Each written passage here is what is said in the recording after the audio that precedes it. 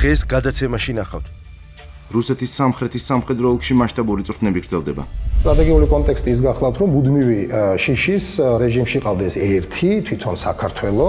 ვაზიანის სამხედრო ბაზის ტერიტორიაზე საქართველოს ნატოს ორკვირიანი მრავალეროვნული წვრთნები დასრულდა. წელს იყო პირველი შემთხვევა, როდესაც ამერიკელ პარტნიორებთან ერთად, სამხედროებთან ერთად ამსწორებაში ჩარდა ნატოს ქვეყნები. რა მექანიზმები იყო ჩადებული ნავთობსადენის დაცვის საქმეში და რა მდგომარეობაა ახლა? სტრატეგიული ობიექტი უნდა დაიცვას მთელმა ქვეყანამ.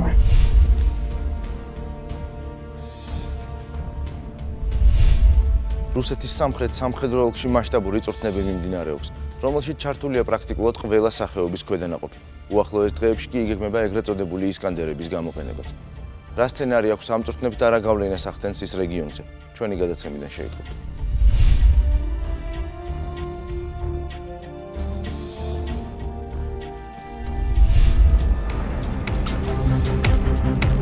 რუსეთის ფედერაციის შეიარაღებული ძალების სამხრეთის სამხედრო ოლქში მასშტაბური წვრთნები მიმდინარეობს. ქვეყნის სტრატეგიული ინტერესების დასაცავად ინტენსიური მზადების რეჟიმზეა გადასული თითქმის ყველა სახეობის ქვედანაყოფი.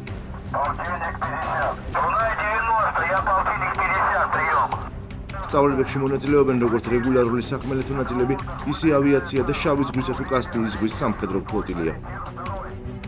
ივლისის ბოლოსთვის დაგეგმილია სწავლებებში ოპერატიულ-ტაქტიკური სარაკეტო კომპლექსის ისკანდერ M-ის გამოყენებაც, რომელთა გადასროლად სწავლების რეგიონში რამდენიმე ასეულ კილომეტრზე იგეგმება. სწავლების სცენარის თანახმად, ისკანდერებმა პირობითი მოწინააღმდეგის სახმელეთო სამიზნეების 300 კილომეტრამდე მანძილზე უნდა გაანადგურონ. შესაბამისი სამხედრო ნაწილები უახლოეს მომავალში სრულ საბრძოლო მზადყოფნაში იქნებიან მოყვანილი. ქალაქის პირობებში პირობით მტერთან საბრძოლოდ ემზადებიან რუსეთის სპეციალური ოპერაციების ძალების სამხედროებიც. ყოველი საწვრთნელი ოპერაციის დაწყებამდე სადაზვერვო ინფორმაციის მოსაპოვებლად ისინი თანამედროვე მოდიფიკაციების უპილოტო საფრენ აპარატებს იყენებენ. სასწავლო პოლიგონებად გამოიყენება საქართველოს ოკუპირებული ტერიტორიების ნაწილიც. ინტენსიურ სამხედრო წვრთნებს სპეციალისტები განიხილავენ როგორც ნატო-საქართველოს ერთობლივი სწავლებების პასუხს, ასევე კრემლის მორიგ ტაქტიკურ გადაწყვეტილებას, რომელიც მეზობელი სახელმწიფოებისა და ევროპული თანამეგობრობის დაშინებას ისახავს მიზნად.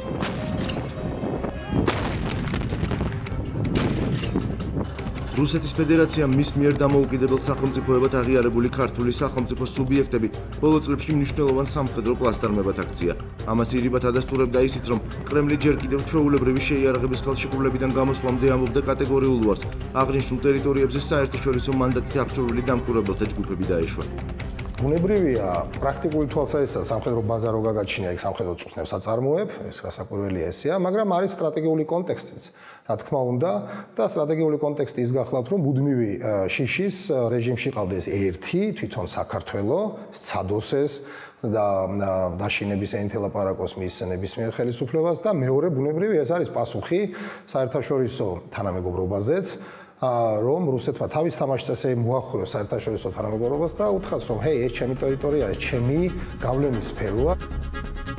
საქართველოს ტერიტორიების მცოცავი ანექსიის პრაქტიკულად დაუსრულებელი პროცესის ფონზე უსაფრთხოების სფეროს ქართველი მკვლევარების საკანონმდებლო თუ აღმასრულებელი ხელისუფლებისგან მკვეთრ ცვლილებებს ითხოვენ. მათი აზრით, ჩრდილოეთ მეზობელთან ურთიერთობის სტრატეგია რადიკალურად უნდა შეიცვალოს, რაც სამთავრობო თუ საზოგადოებრივ დონეზე ინტელექტუალური რესურსების მობილიზაციას მოითხოვს. სტრატეგიული თვალსაზრისით მე ვიტყოდი, რომ ფუნდამენტურად გადასახედია ჩვენი რუსეთთან ურთიერთობის სტრატეგია. რაც ერთი დღის საქმე არ არის, მაგრამ ამ საკითხზე უნდა მიმდინარეობდეს ძალიან სერიოზული და ღრმა დისკუსია, ბუნებრივია უპირველეს ყოვლისა მთავრობაში, რაც ჩემის ღრმა რწმენით სამწუხაროდ არ მიმდინარეობს და ეს არის უფრო რაღაც ფრაგმენტული და რეაქციის რეჟიმშია მთავრობა. ქართველი ანალიტიკოსების თქმით, ქართული სახელმწიფო სუვერენიტეტის ხელყოფა რუსეთის აგრესიული საგარეო პოლიტიკისთვის ჩვეულებრივი მოვლენა იყო და ამ მხრივ არც დღეს შეცვლილა რამე. შესაბამისად, საქართველოს ხელისუფლებას მუდმივი კონტაქტი უნდა ჰქონდეს როგორც გავლენიან საერთაშორისო ორგანიზაციებთან, ისე პარტნიორ ქვეყნებთან, იქნება ეს ამერიკის შეერთებული შტატები თუ დასავლეთი ევროპის ქვეყნები. უსაფრთხოების სფეროს მკვლევართა აზრით, სახელმწიფო მოსახლეობის უსაფრთხოების უზრუნველსაყოფად კონფლიქტის ზონაში აქტიურად უნდა გამოიყენოს პოლიციის სპეციალური დანიშნულების ქვედანაყოფები, რადგან 2008 წლის რუსული აგრესიისგან ისედაც დაზარალებული მოსახლეობისთვის მნიშვნელოვანია იმის გააზრება, რომ მას საკუთარი სახელმწიფო იცავს. გარდა არსებული საფრთხეებისა, კავკასიის რეგიონის უსაფრთხოების გარემოზე უახლოეს მომავალში შესაძლოა მნიშვნელოვანი გავლენა მოახდინოს დასავლურ სამყაროსა და ირანის ისლამურ რესპუბლიკას შორის ურთიერთობების დარეგულირების პროცესმა და მსოფლიო ნავთობის ბაზარზე რესურსებით მდიდარი ქვეყნის დაბრუნებამ. ირანს დასავლურ სამყაროსთან ურთიერთობების დალაგების შემთხვევაში მნიშვნელოვანი პოლიტიკური თუ ეკონომიკური როლის თამაში შეეძლება. პირველი ამოსავალი წერტილი გეოპოლიტიკური, ანუ სტრატეგიული კუთხით შეიძლება ჩაითვალოს საზომად ჩაითვალოს ის, რამდენად ეს შეთანხმება კარგია თუ ცუდი რუსეთისთვის. ჩემის აზრით ეს შეთანხმება ცუდია რუსეთისთვის, რუსეთის იმ პოლიტიკისთვის, რასაც ეხლა რუსეთი აწარმოებს და აქედან გამომდინარე კარგია საქართველოსთვის და დემოკრატიული სამყაროსათვის. რაც შეეხება ეკონომიკურ ინტერესებს, ბუნებრივია ირანი ერთ-ერთი უდიდესი ეკონომიკური მოთამაშე გახდება უახლოეს მომავალში, თუ კი ესეთი დათბობის რეჟიმი გაგრძელდა და საქართველოს უნდა შეეცადოს რაც შეიძლება მეტი სარგებელი მიიღოს ირანთან მჭიდრო ეკონომიკური თანამშრომლობით. გადატვირთვის პოლიტიკის დროს რამოდენიმე თემა იყო, იქ იყო ავღანეთი, იქ იყო ჩრდილო კორეა და იქ იყო ირანი. აი ეს ირანის თემა საერთოდ მოშორდა და რუსეთის ასე ვთქვათ როლი ირანში უკვე ფუძულად აღარ ჭირდება არაფერში. ამერიკის შეერთებულ შტატებს დასავლეთს ეს მისი ფასოლობის ასე ვთქვათ დაწევას იწევს დასავლეთის თვალში როგორც პარტნიორის, თუ რომ მათ ფასეულობითი პარტნიორობა ვერ ექნებათ, ჰქონდათ პრაგმატული პარტნიორობა იმაზე თუ ვის რა შეეძლო.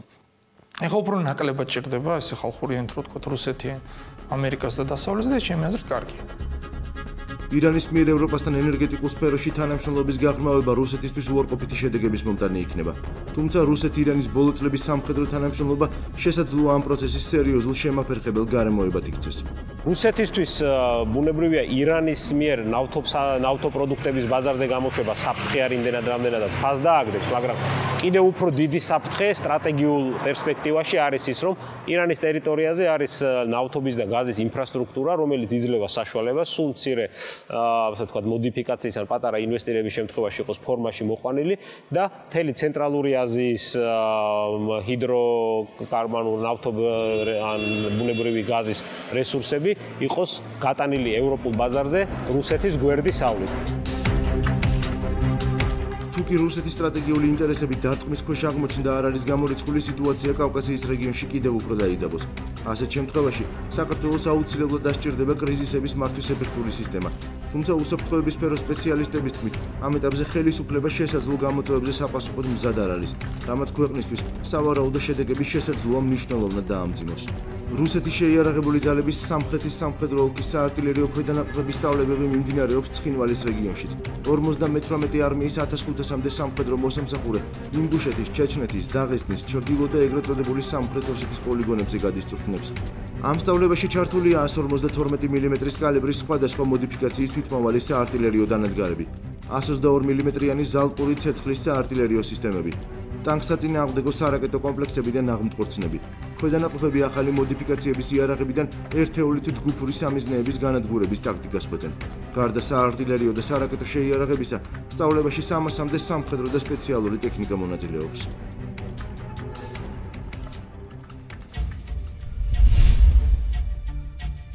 რამდენიმე წუთში ნახავთ.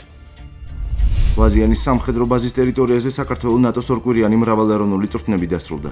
წელს იყო პირველი შემთხვევა, როდესაც ამერიკელ პარტნიორებთან ერთად, სამხედროებთან ერთად ამ სწავლებაში ჩაერთო ნატოს ქვეყნები. რა მექანიზმები იყო ჩადებული ნავთობსადენის დაცვის საქმეში და რა მდგომარეობაა ახლა? სტრატეგიული ობიექტი უნდა დაიცვას მთელმა ქვეყანამ.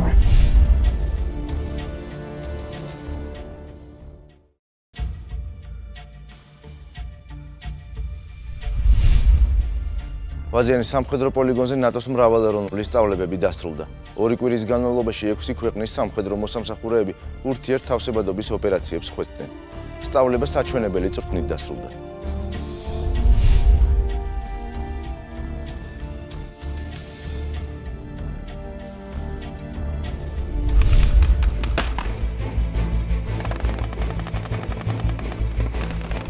ოდლეერთივლის ვაზიანის სამხედრო ბაზის ტერიტორიაზე დასკვნითი საველე სწავლებით დასრულდა ნატო-საქართველოს ერთობლივი მრავალეროვნული წვრთნები AGIL Spirit 2015.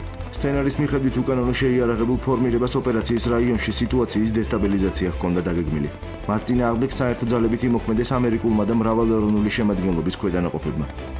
საჩვენებელ სწავლებაში ასეულის დონის ტაქტიკური ჯგუფის შემადგენლობაში მე-4 მექანიზირებული ბრიგადის 42 ბატალიონისა და ამერიკელ საზღვაო ქვეითთა მე-10 პოლკის სამხედრო მოსამსახურეებთან ერთად რუმინელი და ბულგარელი ჯარისკაცებიც მონაწილეობდნენ.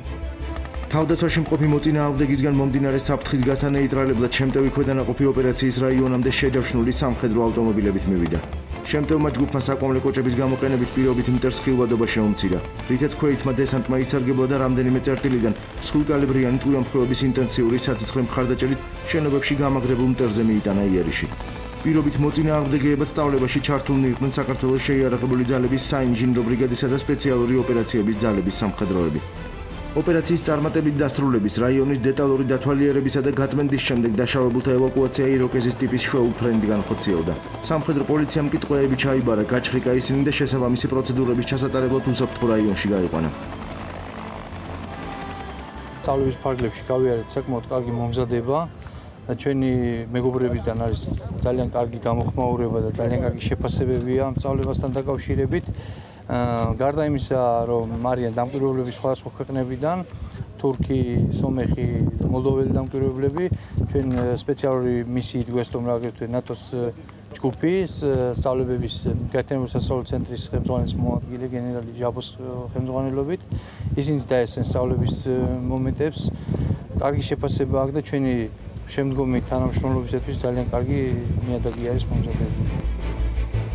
სწავლების ხელმძღვანელის პოლკოვნიკ არჩილომიაძის განცხადებით წინა წლების ანალოგიური წვრთნებისგან განსხვავებით ეჯაიელ სპირიტ 2015 სხვა სპეციფიკის ამოცანები ჰქონდა დაკისრებული, როგორც საველე, ისე საშტაბო კომპონენტში და ისინი წარმატებით იქნა დაძლეული. ჩვენ შტაბების დონეზე ახლა ამერიკული პოლკის შტაბი და ჩვენი მრავალეროვნული შტაბი იყო ჩართული. თავარია ის აქ არის ერთიანი პროცედურების ცოდნა, ურთიერთშეთანხმებული მოქმედება, ინფორმაციის გაცვლა. ჩვენ სწავლების განმავლობაში ისეთ ვითარებებს ვქნიდით, რომ აუცილებლად ამ ორ შტაბს შორის კოორდინაცია საჭირო ყოფილიყო, საცხე მხარდაჭერის კუთხით და სხვადასხვა მიმართულებით. საქართველოს შეიარაღებული ძალების გენერალური შტაბის უფროსის მოადგილემ პოლკოვნიკმა რომან ჯოხაძემ საქართველოს ტერიტორიაზე ნატოს ეგიდით გამართულ სწავლებაში ალიანსის წევრი ქვეყნების ჩართვის მნიშვნელობას გაუსვა ხაზი. მან აღნიშნა, რომ საქართველოს შეიარაღებული ძალების ქვედანაყოფების მომზადების დონე საშუალებას იძლევა მათ მონაწილეობა მიიღონ როგორც სამშვიდობო თუ სხვა სახის მხარდამჭერ ოპერაციებში, ასევე ჩაერთონ ნატოს სწრაფი რეაგირების ძალებშიც. ეჯაიელ სპირიტი მეხუთე წელიწადია წელს მიმდინარეობს საქართველოში ეს მრავალეროვნული სწავლება, თუმცა წელს იყო პირველი შემთხვევა, როდესაც ამერიკელ პარტნიორებთან ერთად, სამხედროებთან ერთად ამ სწავლებაში ჩაერთო ნატოს ქვეყნები, ბულგარეთი, რუმინეთი და ლიტვა და ლატვია. სამხედრო წარმომადგენლები, ჩვენი სამხედროები მზად უკვე მრავალი წელია და მრავალი წელია ჩვენ მისიაში ვიმყოფებით და ამ მისიას ვასრულებთ მრავალეროვნულ მისიებში, მინდა გითხრათ და მე ვფიქრობ, რომ ამ სწავლებამ კიდევ ერთხელ აჩვენა, რომ ჩვენი სამხედროები და ჩვენი სამხედრო მოსამსახურეები მზად არიან ნატოს მრავალეროვნულ სწავლებებში, როგორც სწავლებებში მონაწილეობა, ასევე NRF-ის სწავლებებში მონაწილეობის მისაღებად. ამერიკელ საზღვაო ქვეითთა კორპუსის წარმომადგენელმა პოლკოვნიკმა ჯეიმს დონელანმა ქართულ მხარეს კიდევ ერთხელ გადაუხადა მადლობა წვრთნების ღირსეულ დონეზე ჩატარებისთვის და იმედი გამოთქვა, რომ მსგავსი სწავლებები სამომავლოდ ჩატარდება. მისი შეფასებით ეჯაიელ სპირიტ 2015 შეიძლება წარმატებულად შეფასდეს.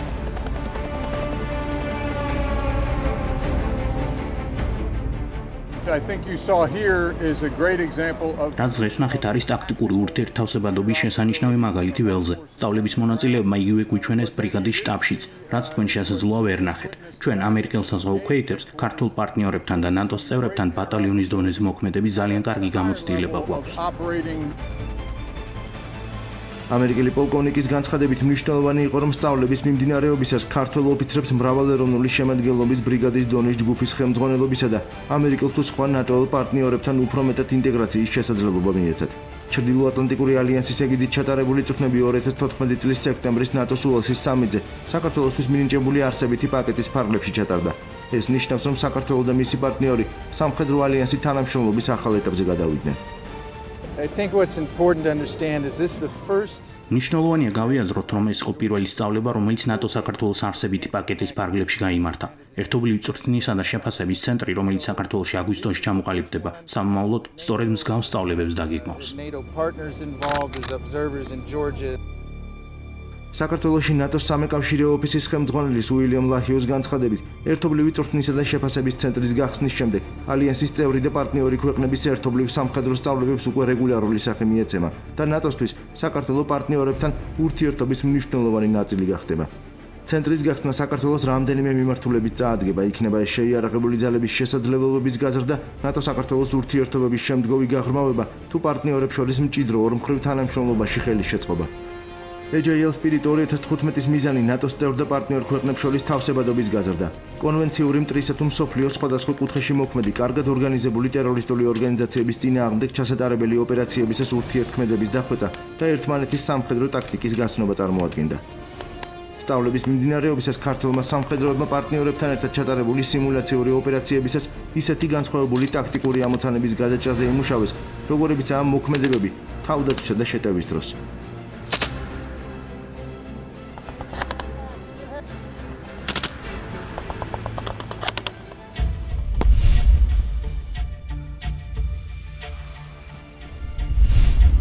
რუსეთი განაგრძობს საქართველოს ტერიტორიების მცოცავ ანექსიას.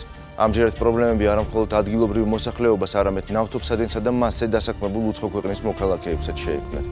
რა მექანიზმები იყო თავიდანვე ჩადებული ნავთობსადენის დაცვის საქმეში და რა მდგომარეობაა ამჯერად? ჩვენი გადაცემიდან შეიტყოთ.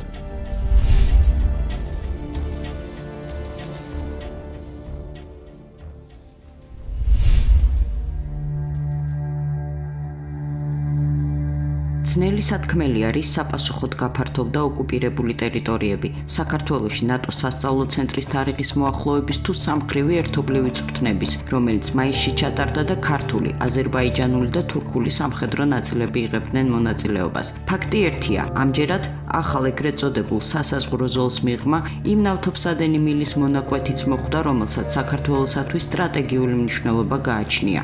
ოსეთის დე-ფაქტო ხელისუფლება მზადაა ნავთობსადენის უსაფრთხოება უზრუნველყოს და როგორც ჩანს, უფროსი ძმის დახმარებით ბევრად უფრო მეტ ბერკეტს ფლობს საამისოდ, ვიდრე ოფიციალური თბილისი, რომელიც სტაბილურობის შენარჩუნების სანაცვლოდ ნავთობსადენის გამართული ფუნქციონირების ალტერნატიულ გეგმას შეიმუშავებს. იმ შემთხვევაში თუ ექნება ნავთობსადენის პრობლემები თუ ფუნქციონირებას ისინი ხელ შეუშლიან, რა თქმა უნდა, იქნება ალტერნატიული პროექტი, რომელიც განხორციელდება.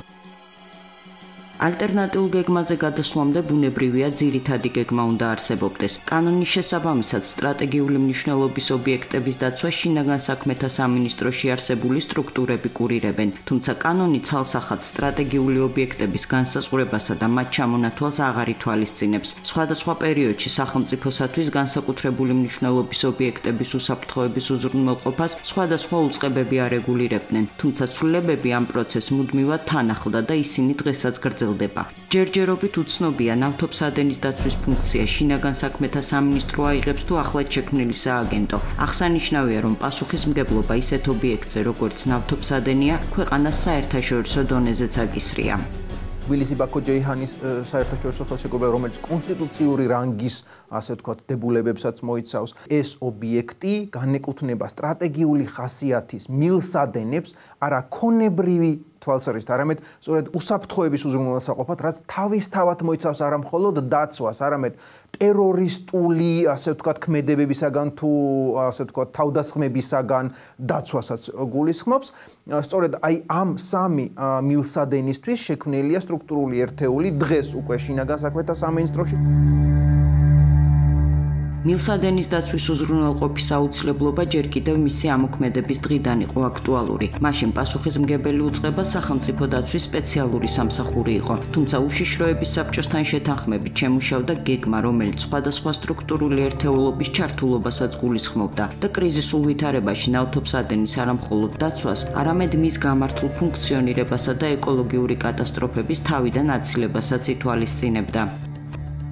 ამ გეგმის შემუშავების აუცილებლობა იმიტომ დადგა, რომ ამ ნავთობსადენის არც გაყვანაში და არც მის ექსპლუატაციაში ჩვენ ჩრდილომეზობელი მონაწილეობას არ იღებდა და ჩვენ ყოველთვის ველოდებოდით იმას, რომ ისინი რაიმე პროვოკაცია შეეძლოთ განეხორციელება. გეგმაზე, რომელზეც მე პირადად პასუხისმგებელი ვიყავი, ეს იყო ლოგისტიკური უზრუნველყოფა კრიზისის შემთხვევაში. თუ თქვათ მაგალითად ან ტერორისტული აქტი მოხდებოდა, ან რაღაც სხვა ამის მაგვარი და მოხდებოდა ნავთობსადენის დაზიანება და განსაზღვრული იყო ქვედანაყოფი, რომელიც ლოგისტიკურ უზრუნველყოფას განახორციელებდა ამ ნავთობსადენის შეუფერხებელი მუშაობის პროცესში. იმდენად, რამდენადაც ნავთობსადენი არა მხოლოდ საქართველოსთვის, არამედ რეგიონისთვისაც სტრატეგიულ დანიშნულებას ატარებდა, ქართული მხარის ინიციატივით წვრთნებმა საერთაშორისო ხასიათი მიიღო და სულ ამის ფარგლებში ერთობლივი სწავლებაც ჩატარდა, რომელშიც ქართველი, უკრაინელი და აზერბაიჯანელი სამხედროები მონაწილეობდნენ. ლოგისტიკური უზრუნველყოფა და დაგეგმარება საკუთარ თავზე, მიუხედავად მაშინ არსებული მძიმე ეკონომიკური ვითარებისა, ქართულმა მხარემ აიღო. უშუალოდ უსაფრთხოებას თვითონ კამპანია უზრუნველყოფდა. მხარდამჭერი ორგანიზაცია იყო სახელმწიფო დაცვის სპეციალური სამსახური, ესეც ბუნებრივი იყო, თუმცა დაიწყო სცენარების გათვლა, როდესაც შესაძლებელი სცენარებიდან გამოიკვეთა, რომ ვერც ერთი ეს სამსახური, ვთქვათ, რაღაც მომენტში საკუთარი ძალებით ვერ ახერხებს გარკვეული ტიპის შეტევების მოგერიებას. ასეთი ტიპის წვრთნების ჩატარება და მით უფრო საერთაშორისო დონეზე ბუნებრივია საკმაოდ ხმამაღალი განაცხადი იყო როგორც სამხედრო, ისე პოლიტიკურ არენაზეც. დაიგეგმა სამხრივი სამშვიდობო ბატალიონის შექმნაც, გაიწერა საშტაბო საორგანიზაციო სტრუქტურა, დისლოკაციის ადგილი, სწავლებების გეგმა. სტრატეგიული ობიექტის დაცვა ეს არ არის მხოლოდ და მხოლოდ ერთი რომელიმე უწყების ამოცანა და ვალდებულება. სტრატეგიული ობიექტი უნდა დაიცვას მთელმა ქვეყანამ და უშუალოდ იმ ქვედანაყოფმა, რომელიც ასრულებს ამ სტრატეგიული ობიექტის დაცვას, ის უნდა იყოს სრულ მზადყოფნაში. ყველანაირად, ყველა ქმედებისთვის უნდა იყოს მზად. წვრთნები ჩატარდა კრწანისის პოლიგონზე, სადაც მოტომსროლელი ოცეული იყო გამოყოფილი უკრაინიდან.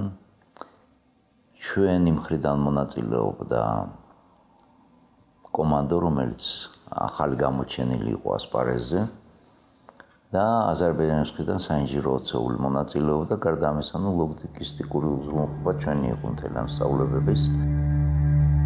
2005 წელს სუამის ქვეყნების შემადგენლობიდან უზბეკეთი გავიდა. იმავე წელს ნავთობსადენის დაცვის სცენარით მორიგის სამხრივი წვრთნები ჩატარდა, თუმცა ამჯერად მასში საქართველოსა და აზერბაიჯანთან ერთად არა უკრაინის, არამედ თურქული ქვედანაყოფები მონაწილეობდნენ. ნავთობსადენის დაცვაზე პასუხისმგებელი სტრუქტურები და მათი ფუნქციები შეცვლილია, ისევე როგორც შეცვლილია ოკუპირებული ტერიტორიების პროცენტული მაჩვენებელი და ნავთობსადენის გარკვეული მონაკვეთის ფაქტობრივი იურისდიქციაც. ვინ და რა გზებით დაიცავს ნავთობსადენს საჭიროების შემთხვევაში, ამას დრო გვანახებს. მთავარია, რომ მოქმედებათა ალტერნატიულ გეგმაზე საქართველოს მთავრობა მუშაობს.